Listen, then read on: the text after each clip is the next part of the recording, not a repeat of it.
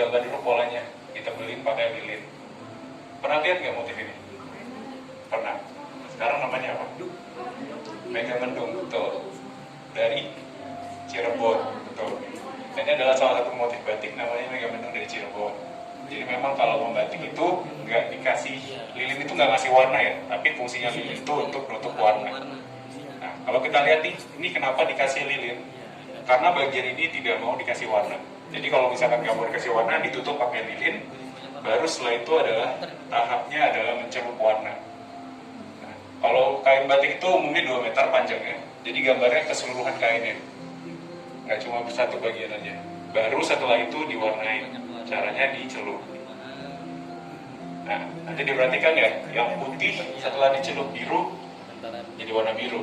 Tapi bagian yang tertutup lilin ini harusnya ketika kena air panas atau dilorot, warnanya nggak biru tapi putih. Yang bagian luarnya khususnya. Nah, ini kenapa bisa biru bagian ini? Sebenarnya untuk mempercepat aja ya, mempercepat videonya. Tapi memang aslinya adalah yang putih ini. Ini yang disebut sebagai teknik membatik, menutup pakai lilin. Tuh. Oke, mari kita lanjut ke ruang berikutnya.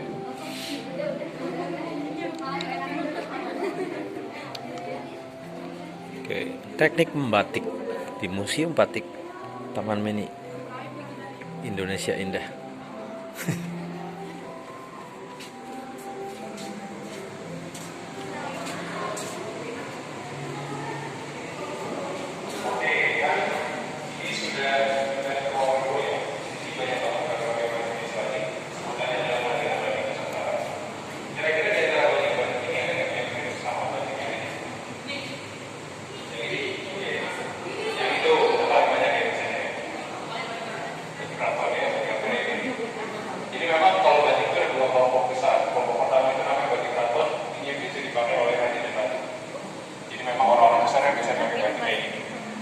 Batik keraton itu cirinya adalah satu, warnanya gelap, baik warna coklatnya, birunya semua gelap, dan semua gambar itu dia punya arti, jadi dia bikin gak masalah.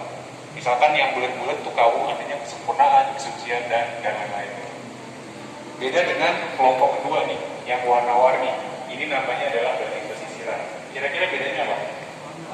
Warnanya lebih apa? Lebih cerah, lebih banyak. Kalau gambarnya bedanya apa? Simpel. Kesehari-harian. Lebih sehari-hari, lebih temanya tentang alam ya. Alam. Bisa gambar hewan, bisa gambar tumbuhan, ataupun gambar-gambar lainnya. Beda dengan batik keraton, dia simbolis, tapi kalau misalkan batik pesisiran dia naturalis. Oh iya. Dasarnya. Simbolis, keraton, naturalis. Sekarang di samping kita mau lihat ada batik pengaruh budaya asing. Di sini ada batik Akulturasi. dari Sumatera ya. Sebutan ini batik Besuren atau batik kerajaan. Nah, kira-kira ada budaya apa di sini? Kerajaan ya, kerajaan apa? Islam. Sebenarnya nggak salah ya. Arab ya. Garis-garis mirip seperti kaligrafi Arab. Ini memang sebutan dari Besuren. Tapi memang dia nggak punya arti dan sebagainya, cuma sekedar mirip aja. Selain Arab juga ada di sebelah sana Tionghoa, di tengah Jepang dan di Belanda. Jadi memang semua kelompok masyarakat dan penduduk itu juga berpengaruh. Misalkan kalau Tionghoa itu hewan-hewan mitologi, bisa gambar barongsai, gambar lilin, gambar naga, dan juga gambar lainnya. Tentunya dengan warna merah.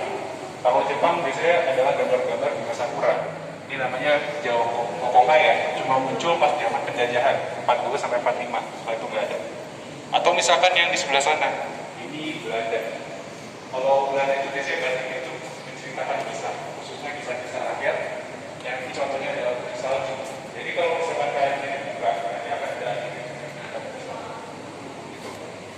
itu adalah batik-batik pengaruh budaya asing.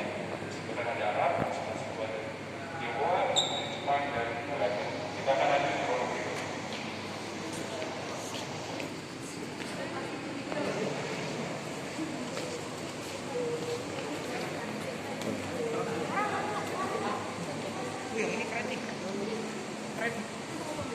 Oke, nah sebelumnya ada yang sudah pernah bikin batik? Kalau pernah bikinnya batik apa? Tulis. Tuh. Batik apa? Batik, bikin batik sendiri. Ada yang namanya ini batik tulis, bikinnya pakai cantik tulis. Jadi pegang itu namanya cantik. Di pinggirnya itu ada kompor. Nah kompornya isinya ada di bagian dulu sana. Nah itu lilin itu harus dipanasin. Kalau sudah panas dia akan kayak air, nanti bisa digambar kayak gini. Beda dengan kelompok